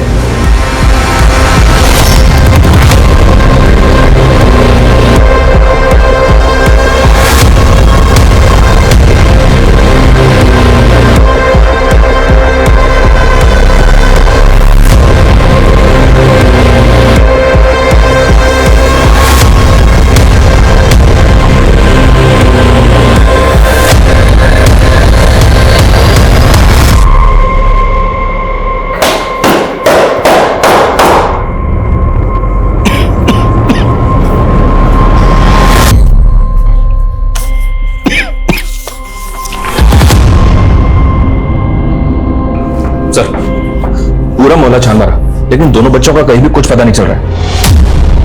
हो सकता है सर दोनों बच्चे डर के भागकर कहीं छिप गए। कहीं छिप गए होंगे तो ढूंढ निकालो उन्हें। 10-11 साल के तो बच्चे हैं, कितने दूर गए होंगे? सर ये दोनों बच्चे काफी शरारती थे। मेरा मतलब है घर के अंदर पटाखे फोड़ देना, किसी के धुले कपड़ों पर कीचड़ डाल देना, इस तरह की शरारतें वो अक्सर करते रहते थे। इस बार कुछ ज्यादा ही आगे बढ़ गए। वैसे आग में मकरंद का काफी अनाज जल गया। बच्चों ने गलती की है तो उसकी सजा उनके माँ बाप भी देंगे।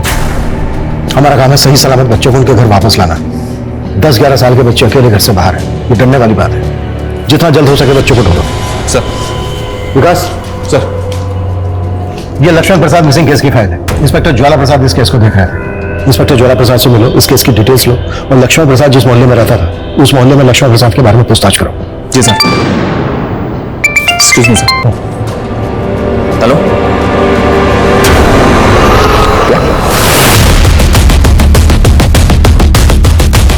साइड आओ, साइड करो। जैन सर, सही सर, इस सर, साइड लो। ये देखिए सर, ये तो डिम्पी है सर। अगर डिम्पी यहाँ पर है तो चिंटू मेरे आसपास ही कहीं होना चाहिए। देखो सर, बच्ची के फटे हुए कपड़े देखकर तो ऐसा लग रहा है कि जैसे किसी ने उसके साथ जबरदस्ती किया। हो सकता है बच्चे का रेडी किया। ये जगह डिम्पी के घर से 3-4 किलोमीटर दूर है। इस सुनसान जगह पे डिम्पी अकेली अपनी मर्जी से तो आएगी नहीं। जाहिर सी बात है कुछ जबरदस्ती उसको लेकर आया हुआ है। Right sir. और अभी तक चिंटू का भी कुछ पता नहीं चला।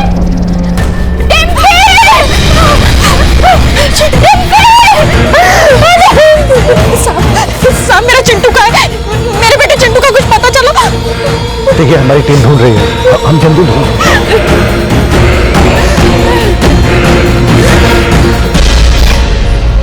बढ़ गई ना कलेजे को ठंडक।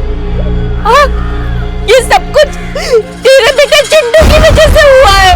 भगवान करे मेरी बेटी डिम्पी की तरह तेरा ये क्या बोल रही है सुजाता? मुझे दुख है जो तेरी बेटी के साथ हुआ, लेकिन मेरे बेटे को बद्दुआ मत दे। मत दे मेरे बेटे को बद्दुआ। तो डिम्पी के साथ हुई दरिंदगी का चलचित्र किसी को भी विचलित कर देता, लेकिन अपनी बेटी की लाश देखकर जो डिम्पी के माँ पे गुजर रही थी, उसी खौफ से चिंटू के घर वाले भी सहमे नजर आ रहे थे। ये सवाल उनका ही नहीं पुलिस का भी था कि आखिर चिंटू कहाँ था, किस हाल में था। लेकिन इस सवाल से पुलिस अनजान थी कि चिंटू डिम्पी को सीतापुर ले जाने की बात कर रहा था। आखिर सीतापुर में ऐसा क्या था जहाँ जाने के बारे में उन दोनों दोस्तों ने अपने घर वालों को भी नहीं बताया था? क्या उनके साथ हुए गुनाह की कहानी सीतापुर के सफर से जुड़ी थी, या ये किसी और ही गुनाह का सफरनामा था? अंकल, डिम्पी और चिंटू को तो कल मैंने पढ़ाई के बाद इस ओर जाते देखा था। बस एक नजर देखे तो साहब दोनों को, दोनों भागते हुए बल्लभगढ़ रोड की तरफ जा रहे थे। हाँ सर, ये दोनों बच्चे कल यहाँ आए थे, मैंने तो उनसे बात भी किया था। क्या कहा था उन्होंने? सीतापुर? नहीं बच्चा, हमें नहीं मालूम सीतापुर कहाँ पड़ता है। लखनऊ के पास ही है सीतापुर। तुम्हें मालूम है तो एक काम करो, यहाँ से बस पकड़ के लखनऊ चले जाओ, वहां से सीतापुर चले जाना। बस कहाँ से मिलेगी लखनऊ की? तुम लोग कहीं घर से भाग के तो नहीं आए हो? नहीं चाचा, हम घर से नहीं भाग के आए, हम तो बस जानकारी के लिए पूछ रहे थे। चल डिम्पी।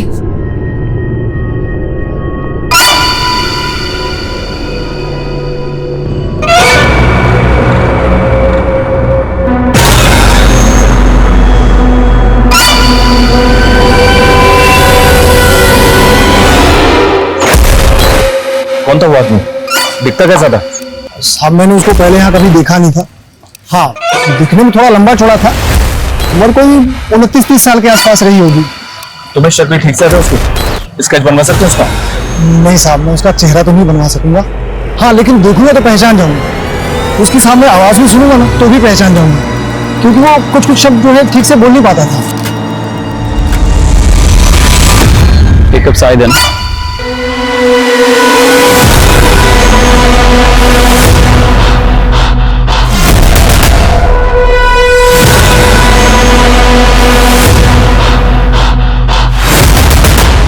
सीतापुर?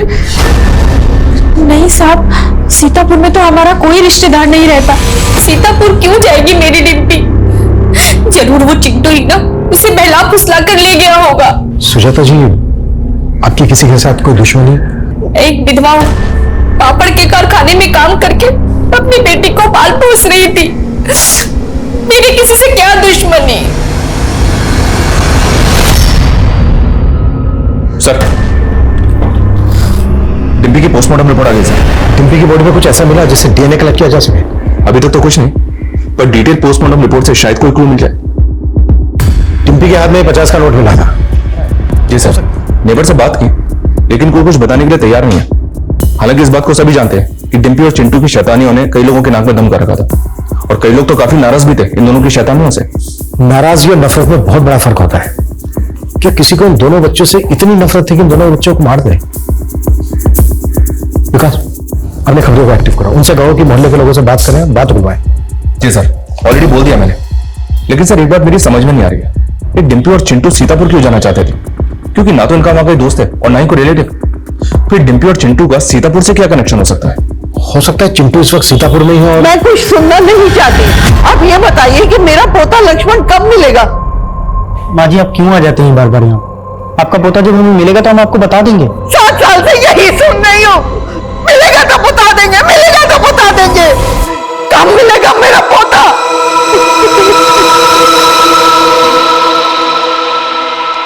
चिंटू को तुम ढूंढो, साथ ही हमें लक्ष्मण प्रसाद मिसिंग केस पर भी ध्यान देना होगा। अपने खबरी नेटवर्क को एक्टिव करो, एटलीस्ट इन्वेस्टिगेशन शुरू तो हो। पोता मासूम सा बच्चा था वो, पता नहीं कहाँ होगा, किस हाल में होगा। ये रे मेरी 3 रानियां, इससे भारी पत्ते तो निकाल, करना सारा माल मेरा। 3 बादशाह। लक्ष्मण तो फिर से हार गया। तुझे अभी खेलना नहीं आता है, तू कच्चा खिलाड़ी है।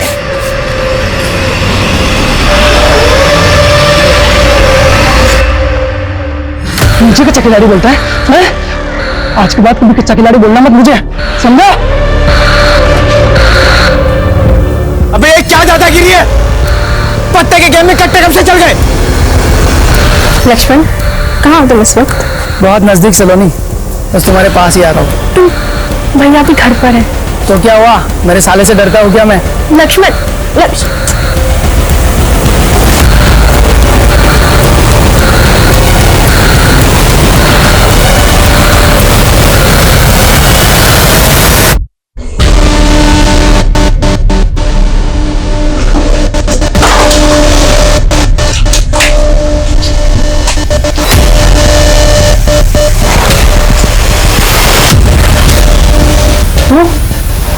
तो सलोनी का भाई है?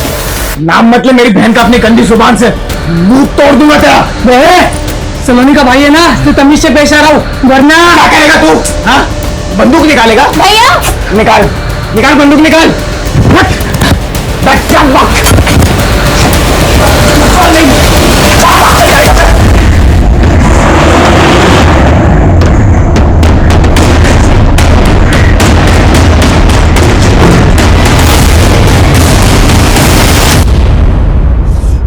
लक्ष्मण प्रसाद साहब, जितना नाम उसका सीधा था उतने काम उसके उल्टे थे। एक नंबर का चरसी और जुआरी था। आखिरी बार लक्ष्मण को कब देखा था? इतने साल गुजर गए, अब तो कुछ याद भी नहीं है। बस इतना याद है कि उसने कुछ ना कुछ बड़ा लफड़ा किया था, और तब पुलिस भी आई थी उसके बारे में पूछताछ करने के लिए। बस उसके बाद मामला ठंडा पड़ गया, और उसके बाद मैंने लक्ष्मण को दोबारा नहीं देखा। सर, उस चाय वाले ने जिस आदमी के बारे में बताया था, वो एक सीसीटीवी फुटेज में कैप्चर हुआ। मैंने उस चाय वाले को एक फुटेज दिखाया है, उसने कंफर्म किया है कि वही आदमी।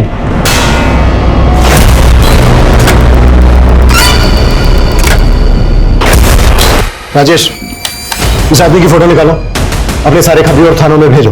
Okay sir. सर इस लक्ष्मण प्रसाद के बारे में इसकी दादी का जो ओपिनियन था वो हकीकत से बिल्कुल अलग है। इस लक्ष्मण प्रसाद का पुलिस रिकॉर्ड भी है, 3 बार अरेस्ट हो चुका है, कट्टे के दम पर लोगों को डराता था। विकास, आदमी चाहे कैसा भी हो, हमारा फर्ज है ये पता लगाना कि आखिर उसके साथ हुआ क्या। जी सर। अच्छा सर, ये चिंटू के बारे में कुछ पता चला क्या? अभी तक तो नहीं। चिंटू और डिम्पी सीतापुर क्यों जा रहे थे ये उनके पेरेंट्स को भी पता है। शायद चिंटू के दोस्तों को पता हो सर, क्योंकि दोस्तों के आपस में कई राज होते हैं। एक काम करते हैं सर, चिंटू के दोस्तों को कॉन्फिडेंस में लेते हैं, उनसे बात करते हैं, शायद कुछ पता चले।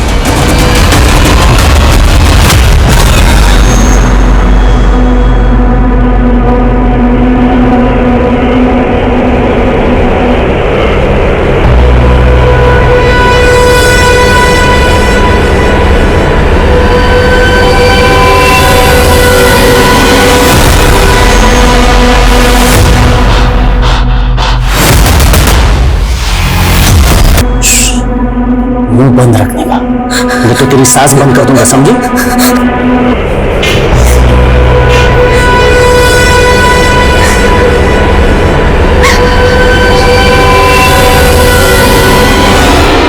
याची, तुम्हें यूनिकॉर्न के टॉयज पसंद है ना?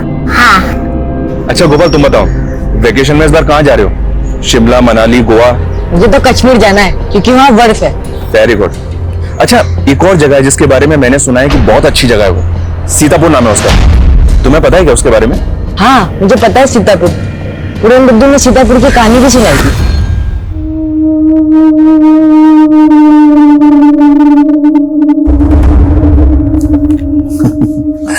बेटा, ये कोई मामूली पत्थर नहीं है, इस पत्थर की भी अपनी एक कहानी है, सच्ची कहानी। सुनोगे?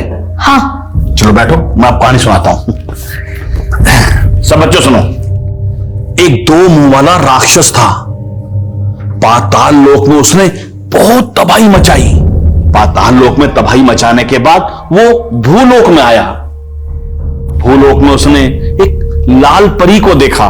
लाल परी अपने मां बाप की इकलौती लाडली थी। वो राक्षस लाल परी की सुंदरता पर मोहित हो गया और उसे जबरदस्ती अपने साथ ले गया और कैद कर लिया। वो राक्षस लाल परी को बहुत सताता था, मारता था। लाल परी सबसे मदद की गुहार करती थी, लेकिन लाल परी की मदद कौन करता? फिर क्या हुआ दुद्दू?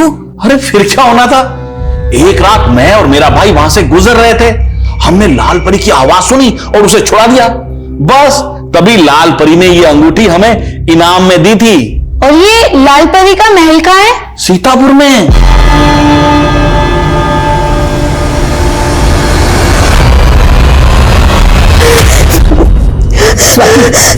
स्वाति बेटा, रो मत बेटा,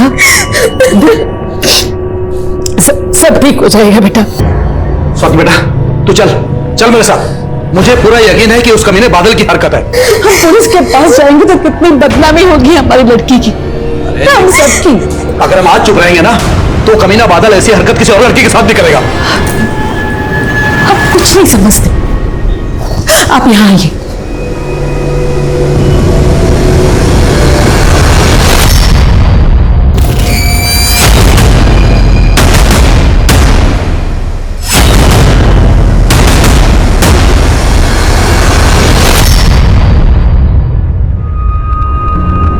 तो स्वाति, उस आदमी ने आपको से बेहोश किया और फिर आपको ऐसे ही जाने दिया। उसने आपको किडनैप किया क्यों था? ना तो उसने कोई पैसे की डिमांड की, ना ही कोई जबरदस्ती किया। अच्छा ये बताइए, आप उस आदमी को पहचानती हैं? कोई बॉयफ्रेंड है तुम्हारा? सर ये क्या बोल रहे हैं आप? माफ कीजिए लेकिन पूछना पड़ता है, ये आज के 5G जनरेशन के बच्चे हैं, वक्त से पहले बड़े हो जाते हैं, इसलिए मैं ऐसे सवाल पूछने पड़ते। देखो स्वाति, हम तुम्हारी मदद करना चाहते हैं, ठीक ठीक सोच के बताओ, उस आदमी ने तुम्हें जिस जगह पे रखा था तुम्हें पता है वो जगह कहाँ है?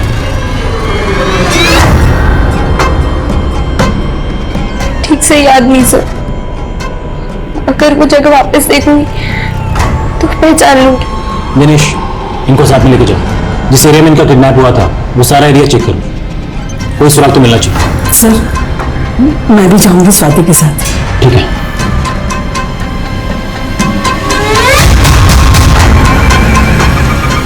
आपको शक है किसी पे? कौन हो सकता है जो ऐसी हरकत करेगा?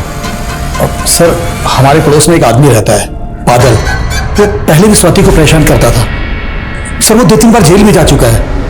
मुझे पूरा यकीन है सर ये उस बादल की हरकत है।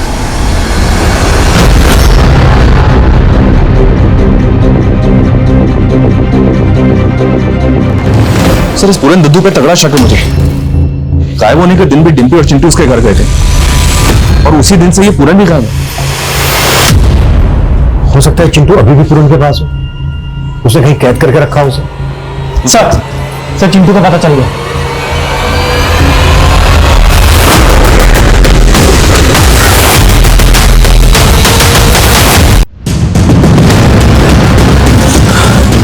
सर पूरा एरिया छान मारा लेकिन अभी तक ऐसा कुछ नहीं मिला है जो हमें इस केस में लीड दे सके। बच्चे को इतने दिनों तक अपने कब्जे में रखा तो मरने के लिए यहाँ छोड़ दिया। ये तो चिंटू की किस्मत अच्छी थी कि उसकी जान बच गई। अब तो चिंटू होश में आएगा तभी पता चलेगा कि इसके पीछे कौन हो सकता है। हम चिंटू के होश में आने का इंतजार नहीं कर सकते विकास। इतने समय में कातिल कहीं से कहीं पहुंच जाएगा। भले ही गेहूं के साथ घुल पिसे, हम किसी को बेनिफिट्स ऑफ डाउट नहीं देंगे। चिंटू और डिम्पी से जिन जिन को प्रॉब्लम थी उनके साथ सख्ती से पूछताछ करो, उनके घर भी चेक करो। Okay sir.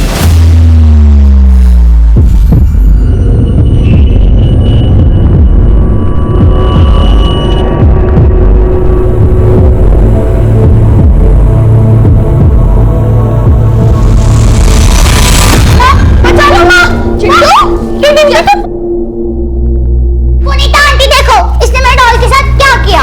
चिंटू क्या किया ये? जाने दो ना पुनीता, कोई बात नहीं। और भाभी इसने मेरी डॉल का नाम भी रखा है। क्या? मुझ पर ही। मस्त नाम है ना?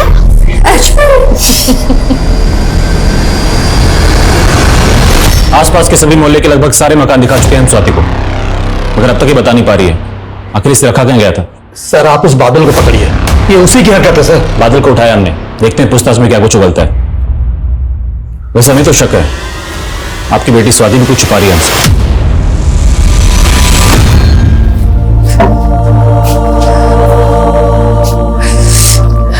देख ले सुजाता, तेरी बददुआ सच हो गई।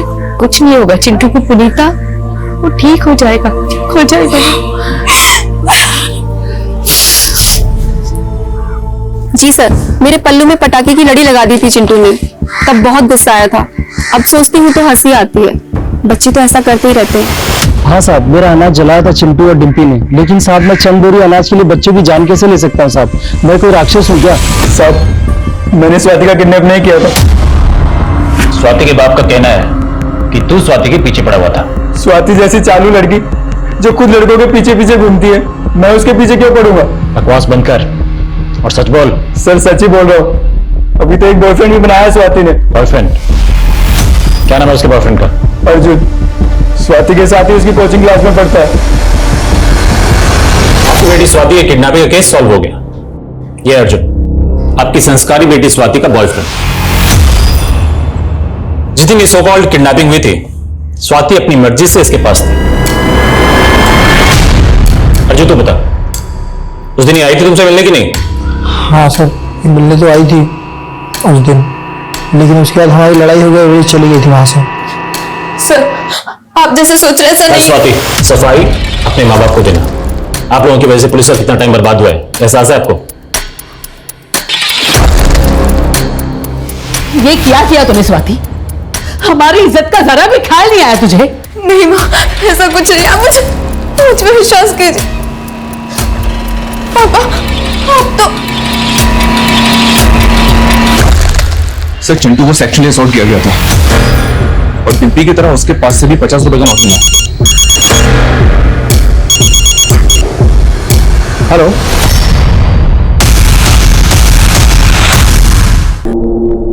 चिंटू बेटा, आपको डिम्पी को कौन आदमी लेकर गया था अपने साथ? पता नहीं मेरे बच्चे को क्या हुआ है। मैंने उसे पूछने की कोशिश की पर उसने कुछ नहीं बताया। वो कुछ नहीं बोल रहा है। अच्छा बेटा ये बताओ, आप दोनों को आदमी कहाँ लेकर गया था? आपके हाथ में ना एक 50 रुपए का नोट था, किसने रखा था वो नोट आपके हाथ में?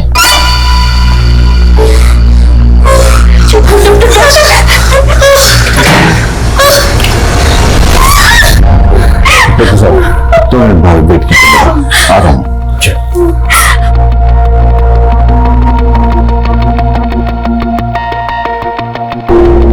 चिंटू को लगातार कई दिनों से सेक्सुअली मोलेस्ट किया गया है, जिसकी वजह से उसके प्राइवेट पार्ट्स में बहुत से जख्म हैं। शरीर के ये जख्म एक बार फिर भी भर जाएंगे, लेकिन उसके दिल और दिमाग पे जो चोट लगी है उसको भरने में काफी वक्त लगेगा। बेहतर होगा इस हादसे से जुड़ा कोई भी सवाल फिलहाल उससे आप ना पूछें। उससे इस केस में आपको फायदा हो ना हो, लेकिन उसके मेंटल हेल्थ को नुकसान जरूर हो सकता है और शायद वो नुकसान परमानेंट भी हो सकता है। ये जो भी कल्प्रिट है सर, आई एम श्योर इसने डिम्पी और चिंटू की तरह कई बच्चों को अपना शिकार बनाया होगा। पूरे चांसेस है। इस केस की डिटेल्स आसपास के सभी थानों में शेयर करो और सभी पेडोफिलियस प्रोफाइलिंग वाले हिस्ट्री शीटर्स की लिस्ट बनाओ। Okay sir. सर चिंटू और डिम्पी के मोहल्ले में रहने वाले जद्दू पूरन के बारे में एक इन्फॉर्मेशन मिली है सर। वो अपने आप को एक फ्रीडम फाइटर बताता है, लेकिन असल में वो एक हिस्ट्री शीटर है सर। 3 बार हवाला की हवा खा चुका है सर। हमारे एक खबरी उस्मान ने उसका एड्रेस भी पता लगा लिया। मैं जानता था सर, जब पुलिस डिम्पी और चिंटू की पूछताछ करेगी तो मेरा अतीत जरूर सामने आएगा, इसलिए सर मैं डर कर भाग गया था। ज्यादा नाटक मत कर। चिंटू और डिम्पी के दिमाग में सीतापुर जाने की बात तो नहीं डाली थी? अपनी पोती की उम्र की बच्ची के साथ तूने रेप किया, मार डाला उसे, तुझे जरा भी शर्म नहीं आई? मैं चाह कर भी ऐसा नहीं कर सकता, क्योंकि बुढ़ापे की वजह से मेरा शरीर खोखला हो चुका है। आप सर चाहो तो मेरा मेडिकल टेस्ट करा सकते हो साहब। साहब मैंने ऐसा कुछ नहीं किया साहब। स्वाति की आप बीती मानो एक खेल बन के रह गई थी। उसके माता पिता उसको पुलिस के पास जरूर ले गए, लेकिन उससे ये असलियत बताने से रोका गया कि उसका रेप हुआ था। एक संवेदनशील स्थिति को इतनी संवेदनहीनता से डील किया गया कि उस बच्ची का अस्तित्व ही बिखर के रह गया और गैर जिम्मेदाराना पुलिसिंग ने उस बच्ची को वो यातना दी जिसके चलते अक्सर रेप विक्टिम कानूनी रास्ता अपनाने से डरते हैं। फिर स्वाति तो सिर्फ 13-14 साल की थी, जिसे अपने माता पिता का सहयोग भी नहीं मिला था।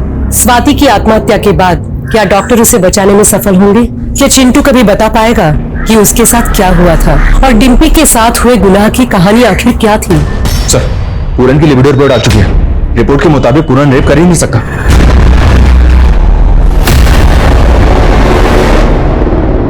ये देखो, डिम्पी के हाथ में बाइट मार्क था, जिससे फोरेंसिक टीम ने कल्प्रिट का डेंटल मैप रिट्रीव किया है। ये एविडेंस हमें कल्प्रिट तक पहुंचा सकता है। सर चाय वाले का फोन आया था। चिंटू और डिम्पी को जिस आदमी के साथ देखा गया था उसे उसी एरिया में दोबारा से देखा गया।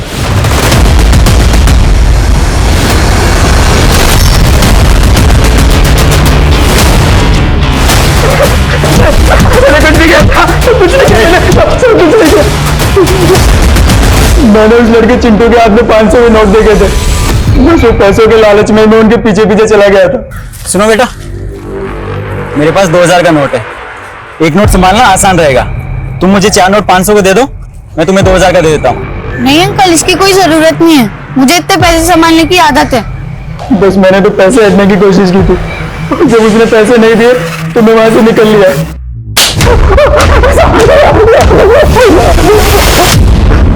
राजेश, कटास! मारो मुझे, मारो और मारो मुझे। मेरी तो सारी किस्मत ही खराब है। हमेशा गलत वक्त पर गलत जगह होता हूँ।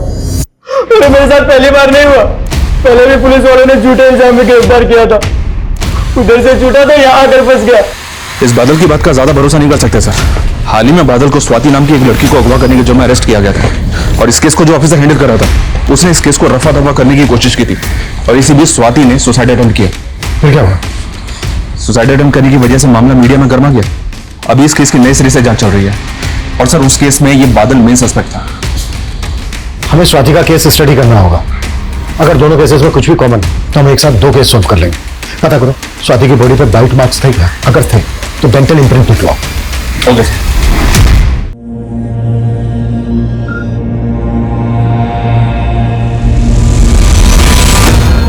को छोड़ दो चिंटू, डिम्पी को छोड़ दो चिंटू, डिम्पी को छोड़ दो चिंटू बेटा, डिम्पी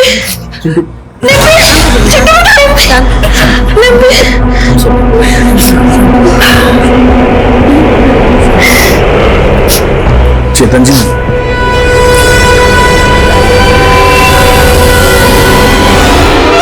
चेतन जी, ये मेरे सारे जीवन भर की कमाई अगर चिंटू के इलाज में काम आ जाए तो मुझे बहुत खुशी होगी। मैंने चिंटू को हमेशा शरारतें करते, शोर करते देखा है। ये शांत चिंटू मुझसे देखा नहीं जाता। प्लीज आप ले लीजिए।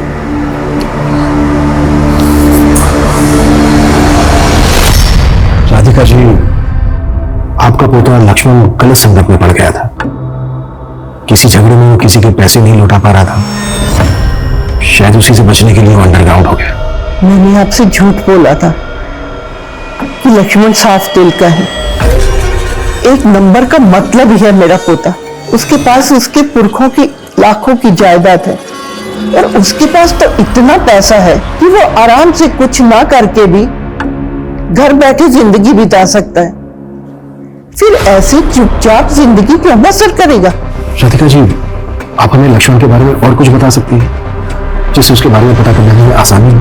उसकी पीठ पे एक चोट का निशान है जो बचपन में उसे लगी थी। मैंने कितनी बार बताने की कोशिश की, लेकिन किसी ने मुझ पर भरोसा ही नहीं किया। तुम्हें जो बताना है हमें बताओ, हम तुम्हारी हेल्प करने के लिए आए। उस आदमी के बारे में, उस जगह के बारे में तुम जो कुछ भी जानती हो, प्लीज हमें बता दो। जिस घर में मुझे किडनैप करके रखा गया था, उस घर के बगल वाले घर से अक्सर लोगों के हंसने की आवाजें आती थी। उस तरह की फिल्मों की आवाजें भी आती थी। उस आदमी ने तुम्हें कुछ पैसे दिए थे स्वाति? हाँ, 50 का एक नोट दिया था। खाने के बॉक्स पर तपन टिफिन सर्विस लिखा हुआ था। ले खा ले।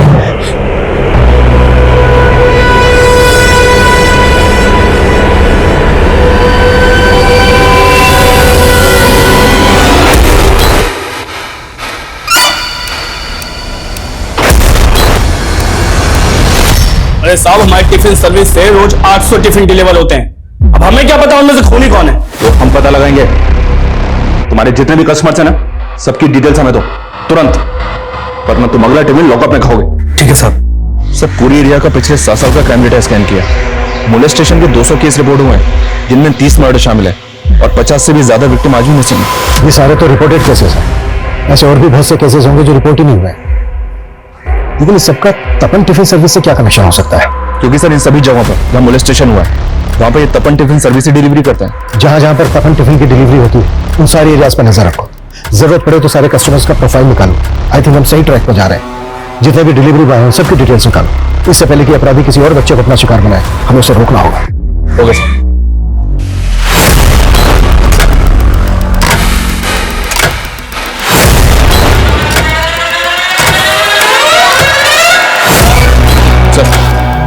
हमने जब केस की प्रोफाइलिंग की तो पता चला कि पिछले 1 साल में अजरौंदा, नीलम नगर, सेक्टर 15 और बीके हॉस्पिटल, इन सारी एरियाज में रेप के कई सारे केसेस रिपोर्ट हुए। एक डिलीवरी बॉय को जब मैंने पैसे दिए तब उसने इन्फॉर्मेशन दी। मेरी बहन सेक्टर 15 में रहती है। सेक्टर 15 में? जी सर। तो उस एरिया में तुम डिलीवरी करते हो? नहीं नहीं, वहां भी गिरिंदर ही डिलीवरी करता है। बीके हॉस्पिटल और नीलम नगर भी उसी के एरिया में आता है सर। और इन सारे एरियाज में एक ही आदमी डिलीवरी करता है सर, गिरिंदर। उसका पता मिल गया हमें? पता है साले को। ये झूठ है साहब, मैंने किसी का रेप नहीं किया, ना ही किसी को मारा है। आप ऐसे ही फंसा रहे हो मेरे को। तो पहले ही चुका है। तेरे डेंटिस्ट से हमने तेरा डेंटल रिकॉर्ड भी निकाला। टिम्पी के हाथ में जो बाइट मार्क था वो भी मैच हो गया। तो भी हम ये अच्छी तरह से साबित कर सकते हैं कि मासूम बच्चों को अपनी हवस का शिकार बनाने वाला वो तेतुई है। तेरे लिए बेहतर यही होगा कि कबूल कर ले, नहीं तो तेरे सारे दांत टूट। बता दो, उन बच्चों के साथ मैं नहीं करता था। पैसे देके उनका मुंह बंद कर देता था ताकि वो किसी के सामने मुंह नहीं खोले। तूने उनको उठाया कैसे? अरे बच्चों, कहाँ बस अड्डे पे जाना है? किस लिए? लखनऊ की बस पकड़ के वहां से सीतापुर जाना है। प्लीज लेके चलो ना। देखो, मेरे पास ना बहुत सामान है तो एक बैग में तुम्हारे पास छोड़ कर जाता हूँ और इसे ले जाता हूँ। तुम बैग का ध्यान रखो। लक्ष्मण प्रसाद का ये लॉकेट कैसे आया तेरे पास? लक्ष्मण? अरे यही तो मेरा पहला शिकार था, पहले से जानता था मैं इसको। एक रात आया था मेरे घर पे सोने के लिए, वो उसकी गर्लफ्रेंड के भाई के साथ कुछ झगड़ा हो गया था।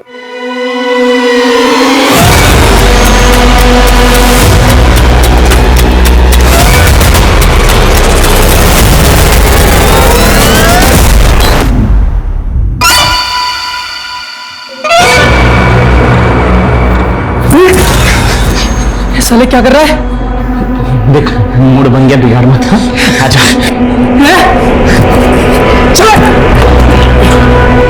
ये लक्ष्मण वाले कांड के बाद समझ में आया कि असली मतलब बड़े लड़कों के साथ नहीं है। अब तक कितने बच्चों के साथ किया ये सब? कुछ याद नहीं, मतलब कभी गिना ही नहीं। फिर भी 100 बच्चों के साथ क्या होगा। हाँ, अब 50-55 को मैंने ऐसे ही जाने दिया करके। 20-25 को मारना पड़ा और रोने लग गए थे, चिल्लाने लगे थे ना, इसीलिए। राजेश, इसकी चीख मुझे मेरे केबिन तक सुनाई देनी चाहिए। साले को।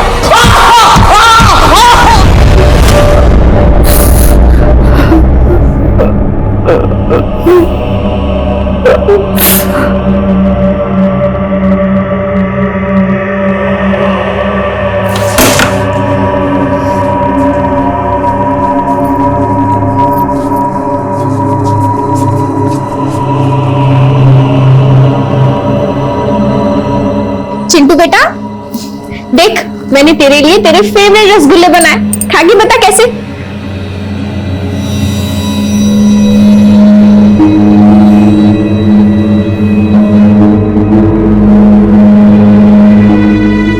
गिरीन्द्र की गिरफ्तारी के बाद ऐसे ऐसे गुनाहों के पिटारे खुले जिन्हें पिछले 7 सालों में ठंडे बस्ते में डाल दिया गया था। और गिरीन्द्र के कई विक्टिम्स तो ऐसे थे जिन्होंने पुलिस कंप्लेंट भी नहीं दर्ज करवाई थी। और इतनी बड़ी तादाद में ऐसे हीनियस क्राइम करने वाले गिरीन्द्र को अपने किए का रत्ती भर भी पछतावा नहीं था। अदालत ने इसे rarest of the rare case मानते हुए गिरीन्द्र को फांसी की सजा सुनाई है। ये केस हमें गिरीन्द्र जैसे अपराधियों से सतर्क रहने का सबक भी देता है, क्योंकि हमें अक्सर पता ही नहीं चलता कि हमारे आसपास कब ऐसे अपराधी किसी मासूम को घात पहुंचाने की ताक में होते हैं। हमें अपने बच्चों को इस तरह शिक्षित करना होगा कि वो गुड टच और बैड टच का फर्क समझ पाएं। हमें उन्हें वो माहौल देना होगा जहां वो हमसे खुल के अपनी परेशानियां बांट सके। अब मैं सोनाली कुलकर्णी आपसे विदा लेती हूँ, फिर होगी मुलाकात एक नए और चौंका देने वाले केस के साथ। देखते रहिए क्राइम पेट्रोल सतर्क। जय हिंद। इस तरह के और भी एपिसोड देखने के लिए हमारे चैनल को सब्सक्राइब करें और बेल आइकन दबाना ना भूलें।